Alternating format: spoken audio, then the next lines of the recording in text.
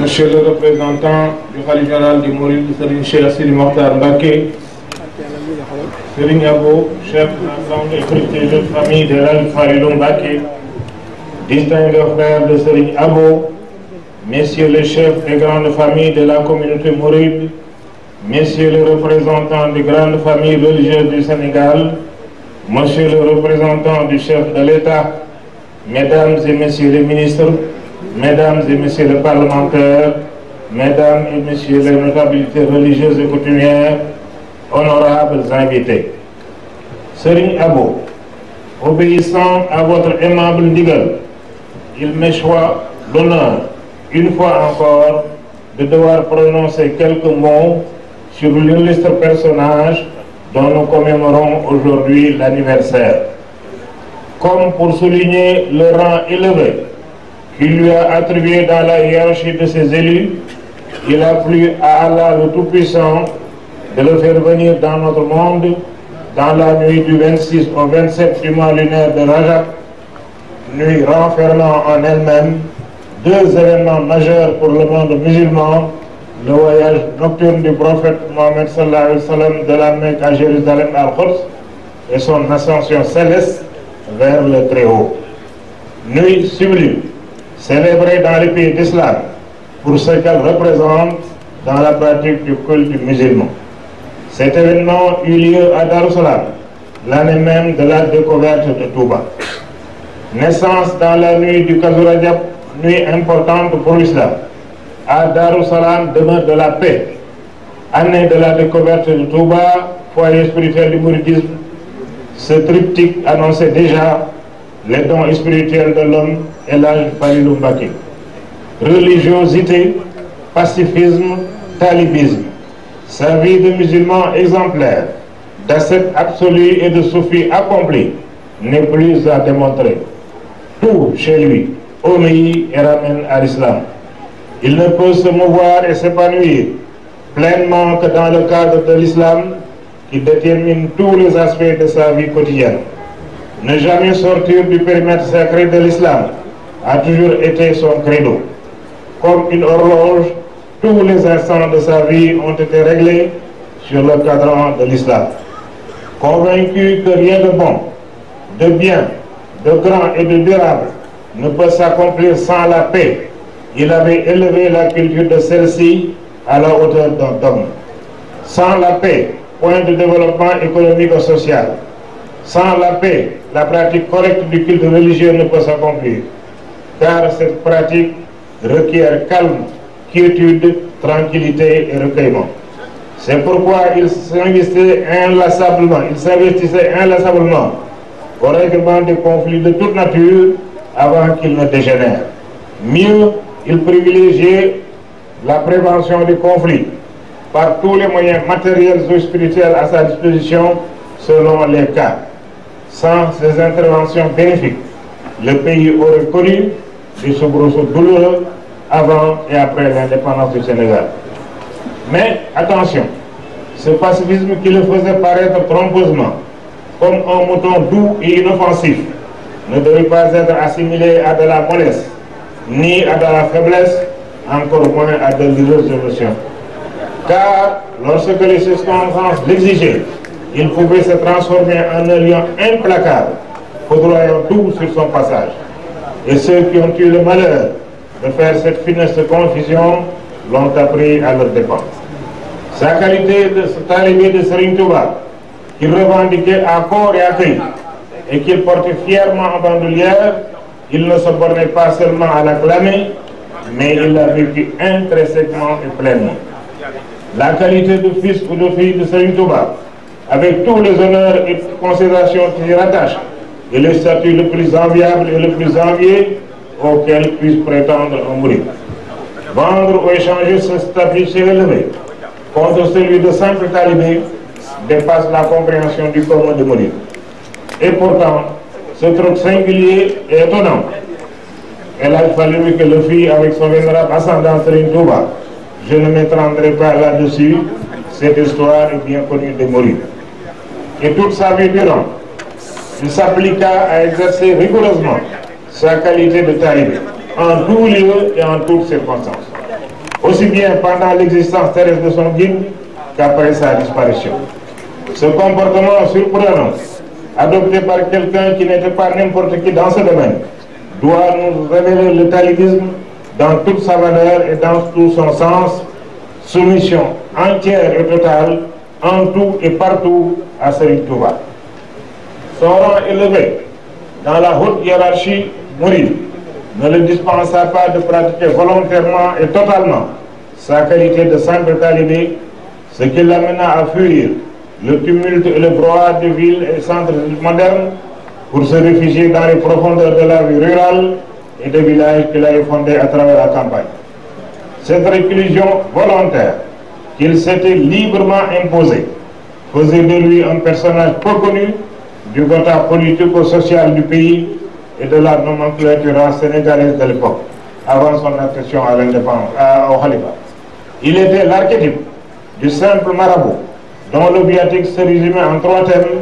le livre saint, le Coran, la mosquée et le chant.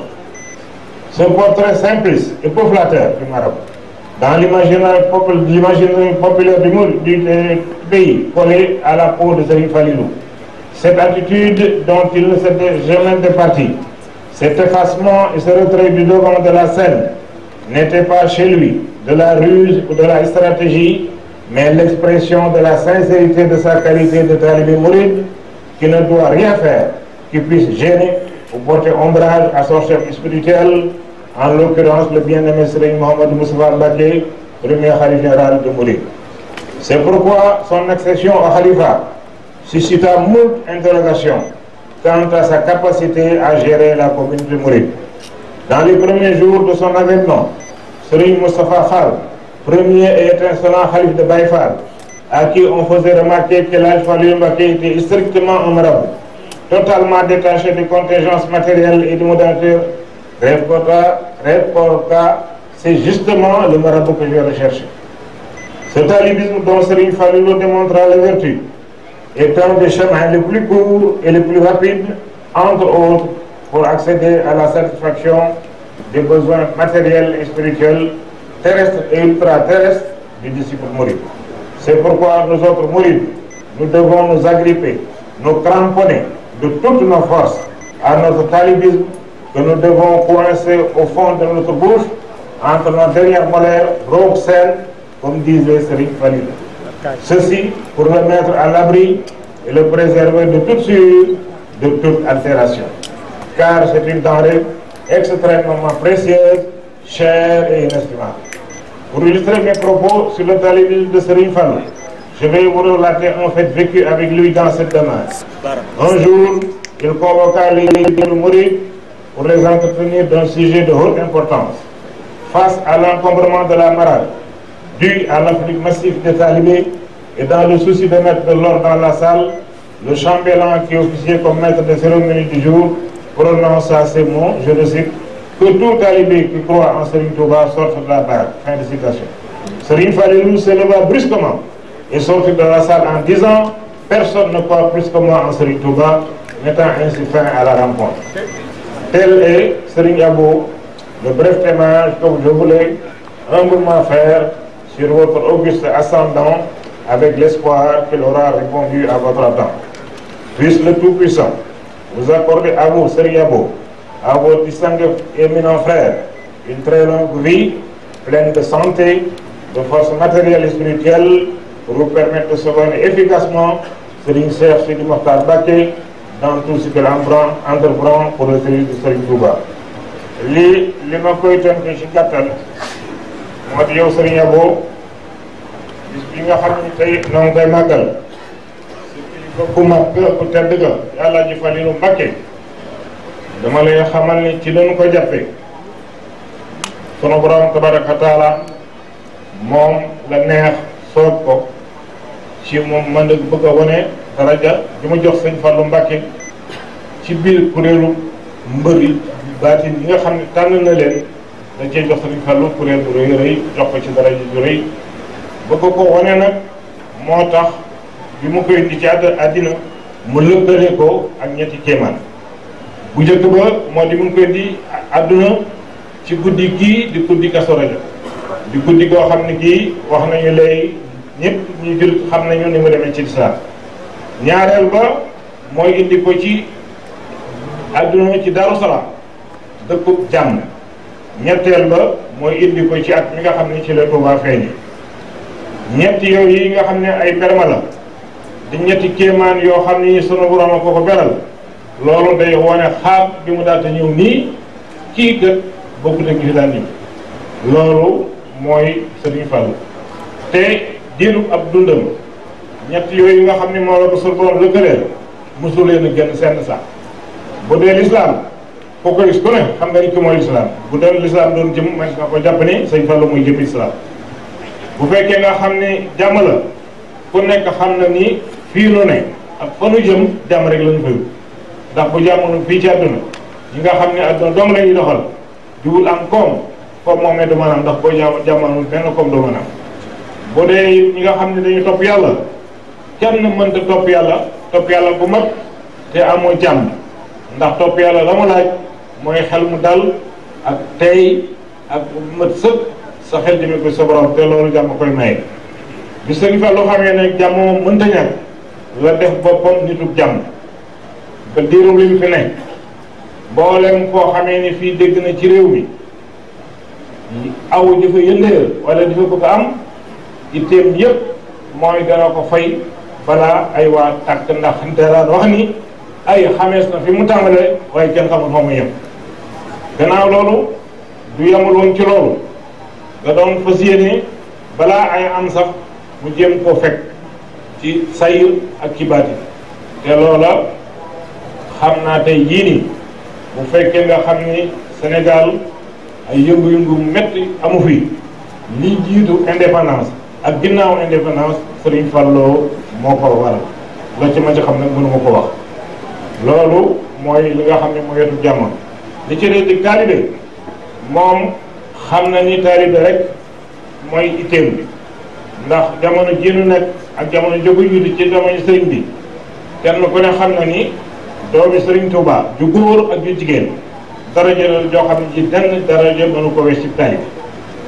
kon nag daraja joo noonu ak la ci aju lépp nga fab ko jaay ko jënde ko darajay taalibe rek loolu jaaxaloon na ñu bari bari ci taalibe te Sëriñ Fallu moo ko jëkk a def te moom mi ko def xam na li taxoon ma def ko loolee nag moom war a xam nun ñii taalibe li dëgg taalibe ndax ku fab lu day ni doomi Sëriñ Tuubaa ak taxawaay jënde ko dara la mu koy jënde doy na waar kon nag loolu yi taalibe googu gi da ko saxoo waxu ko di ko jëf rek da ko ràngoo waaye même ba noppi di ko jëf loola tax na dafa dëdd woon àdduna bii nga xamee ni mi ngi fi te nekkagul xalifa dafa daal di dow mboolem dëkk yi ak gox yi ak mboolem foo xam ne fi ay bànneex ne na fa daal di dem ca àll ba ca biir àll ba ci ay kër ak i taa ak i dëkk yoo xam ni moo leen sos nëbbu fa ngir bañ a feeñ ngir sori lépp lu jëm ci àdduna looloo tax biñ fi nekkee tubaab yi ne fi te mu def loolu yi ñi nga xam ne ñoo nekkoon ci taax yi te yor baat yi yor alal yi yor daraje yi ci wetu politique ak wetu àdduna xamuñu ko ni waroon a xam ndax moom ñi ma nekkoon joo jamono mooy ab sëriñ kepp sëriñ na ko ci daan xalaate koo xam ni kii téere bi dong te alxuraan jàkka ji ak tool bi loolu yi moom lañ daan lëkkale ak ub sëriñ loolu yi ñu daan lëkkale ub sëriñ nag daanañ ko lëkkale moom ba looloo tax moom li mu def xam ni dafa daal di daw nit ñi daw ci biir réew mi daw lépp loo xam ni dafa jëm ci àdduna loolu mooy li nga xam ni dafa xam ni bu ko defee kon def na taalibeem taalibe ba da ko dundal ndax taalibe doo def dara loo xam ne lii day mën a xatal wala mu fakkatal ki nga xam ne mooy njiitam te booba Sëriñ Mamadou Moussa Mbacké magam ju baax ji nga xam ne moo fi nekkoon moo doon xalifa général des mourides moo tax bi mu nekkee ci xalifa gi ñu bare daal di jaaxle ci nii waaw kii nii mu dëddoo àddina ak ñi nga xam ni kenn xamu ko na mu mën yore yoon wi loolu jaaxaloon na nit ñi moo tax sëñ Modou Moussa Fall nga xam ne mooy xalif bu njëkk ci Baye Fall yi te di xalif bu ràññeeku ciy jëfam am ku di ni ko